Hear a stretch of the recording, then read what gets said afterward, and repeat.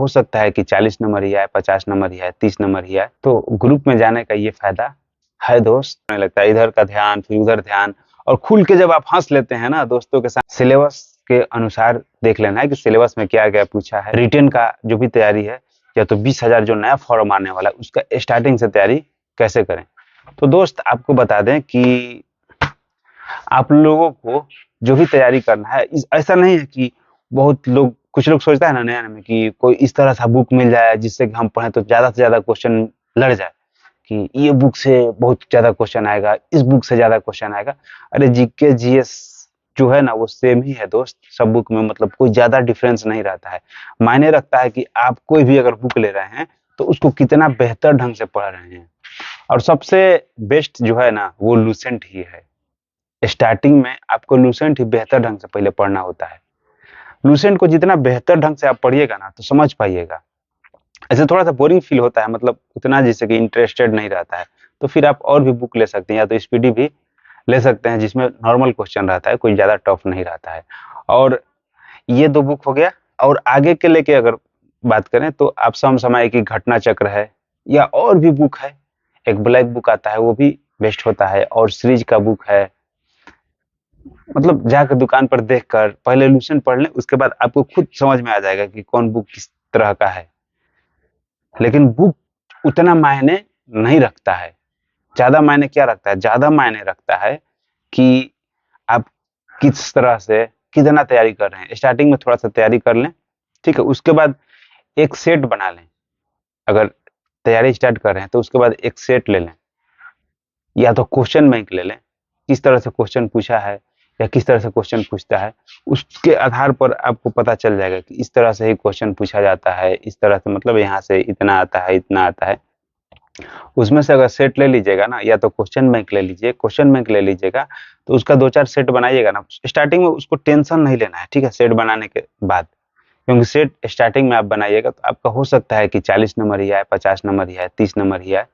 तो उसके लिए टेंशन नहीं लेना है, क्योंकि आप तैयारी ही कितना दिन से कर रहे हैं। ठीक है, अगर पहले से तैयारी कर रहे हैं अगर, तो कोई दिक्कत नहीं है, फिर आपका अच्छा नंबर आ जाएगा। लेकिन जो नए स्टूडेंट हैं उनके लिए हम बता रहे हैं। और ग्रुप में थोड़ा सा जाना चाहिए। अगर आप नया तैयारी कर रहे हैं खास करके, तो कहीं ग्रुप अगर चल रहा है कहीं भी, अब तो ऑनलाइन भी क्लास अच्छा खासा चल रहा है, लेकिन इस तरह से सामने से जाके, कहीं अगर गांव में है तो गांव में भी कहीं ना कहीं ग्रुप चलता है, या तो कहीं और भी। अब तो लाइब्रेरी भी खुल गया हर जगह, लाइब्रेरी में भी आप जा सकते हैं, कोई दिक्कत नहीं है। लेकिन 1 घंटे के लिए कोशिश करें, कहीं भी 1 घंटा 2 घंटा जितना देर हो सके, या 4-5 घंटा भी अगर है तो फिर ठीक है। कहीं अगर आप लोग एक जगह पढ़ रहे हैं, 5 लड़के हैं, तो बेस्ट है। क्योंकि अकेले में आप चाहिएगा ना कि हम अकेले में ही सब कुछ कर लें, तो हो जाएगा, ऐसा नहीं है, लेकिन थोड़ा समय लगेगा। और सबके साथ जाइएगा ना तो थोड़ा सा एक कंपटीशन होता है कि अरे उसका अगर मैथ ठीक है तो वो मैथ आपका सॉल्व कर देगा, अगर उसका साइंस ठीक है, फिजिक्स ठीक है, केमिस्ट्री ठीक है, तो वो उससे ज्यादा क्वेश्चन पूछेगा। तो आपका उस चीज का जो अंदर तक का जो है ना वो तैयारी आपका हो जाएगा।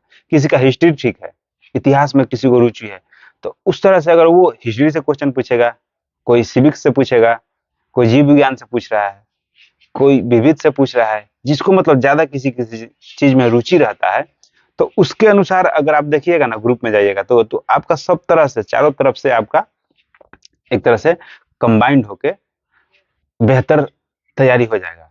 जिस तरह से आप सेट बनाने फिर जाइएगा ना उस तरह से, तो फिर देखिएगा कि हम, मेरा सेट में अच्छा नंबर आ रहा है। तो ग्रुप में जाने का ये फायदा है दोस्त, ठीक है।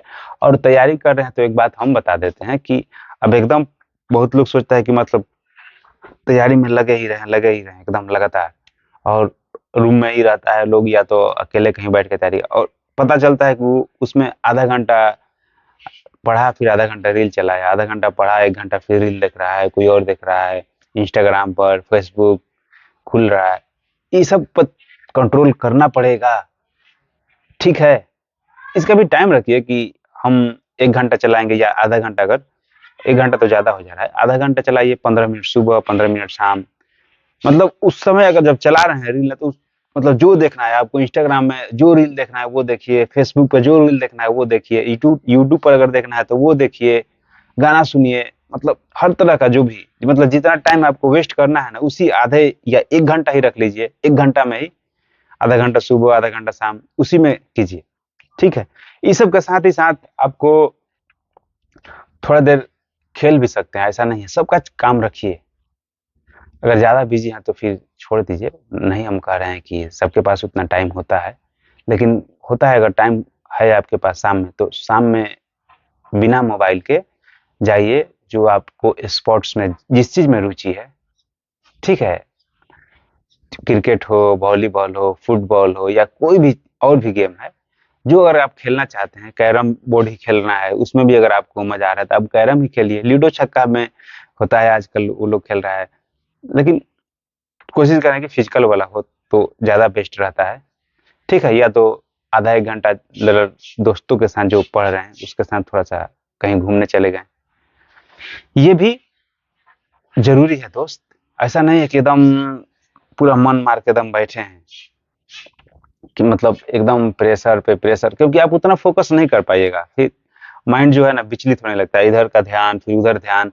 और खुल के जब आप हंस लेते हैं ना दोस्तों के साथ, या तो कोई स्पोर्ट्स में, तो आपका फिजिकल जो फिटनेस है वो भी ठीक रहेगा, ठीक है, और मेंटल फिटनेस जो है वो भी बेस्ट रहेगा। तो फिर आप पढ़िएगा तो आपको ज्यादा से ज्यादा याद होगा। ठीक है, क्योंकि क्या होता है ना कि बहुत लोग पढ़ते हैं, पढ़ रहे हैं और भूलते जा रहे हैं, पढ़ते जा रहे हैं, भूलते जा रहे हैं, क्योंकि उनको माइंड पर प्रेशर ही इतना हो जाता है कि ये वो, मतलब सोचने लगते हैं ज्यादा। तो आपको ज्यादा नहीं सोचना है, जो भी है उसको बेहतर ढंग से पढ़िए, हो जाएगा। और सिलेबस के अनुसार आपको देख लेना है, सिलेबस के अनुसार देख लेना है कि सिलेबस में क्या क्या पूछा है।